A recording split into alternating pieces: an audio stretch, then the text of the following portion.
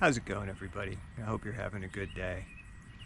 It's an absolutely beautiful morning. The sun is out, the birds are singing, low humidity. The neighborhood hasn't really started to stir yet, so it's nice and quiet. Just an absolutely gorgeous day. I want to talk a little bit about seeds. I had a chance yesterday to get out and work in the garden. I cleared some space out there and planted some seeds that we'd been given, got to tend to that. And then last night, I went out to dinner with a very dear friend of ours who's going to be moving his family to the Carolinas in a few weeks. Once that happens, we're not quite sure of when we're going to see each other again.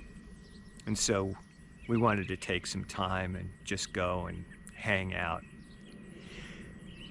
Now, this guy came into my life several years ago, really out of nowhere. We were hosting a circle at a local yoga studio and he showed up.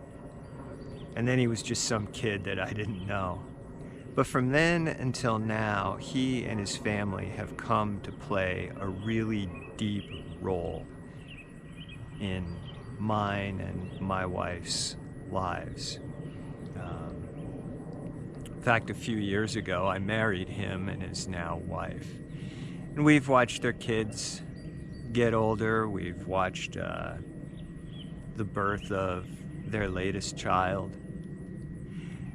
And now, we've also gotten to watch him come of age and do a man's job, as the saying goes.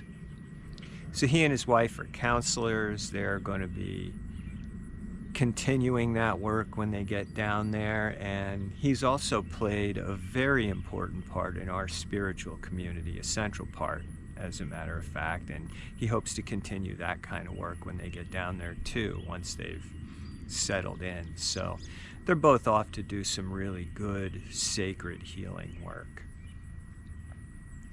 So how does this relate to seeds? Well, a few years back, I was talking with my teacher, and he mentioned the concept or the idea of dandelions. And so some people, they come into your circle and they sink their roots really deeply, and you just can't get rid of them.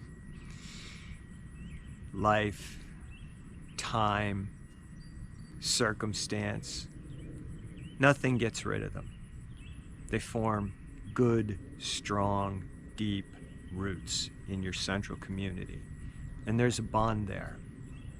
And that's a good thing. And then there are other people who go to seed. They come in, they dig in deep for a while, but then eventually they catch the wind. They ride that wind to wherever it takes them. They find fertile ground. They land there, and they dig in there. And that whole process starts all over again. And this is what we're seeing with this friend of mine and his family.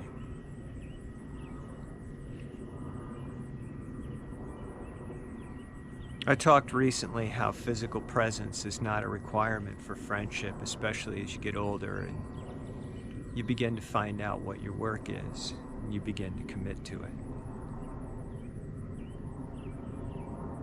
And speaking from the viewpoint of someone who is committed to that work, to his own healing, it's good to see somebody else settling into their path. It's good to see someone else finding their roots, digging in, and living the life that they're here to live. Seems that that's what each of us is called to do. And sometimes that requires staying put, as my wife and I have. And sometimes that requires throwing your arms around the people you love, jumping off into the wind, and finding fertile ground wherever that takes you. Till next time.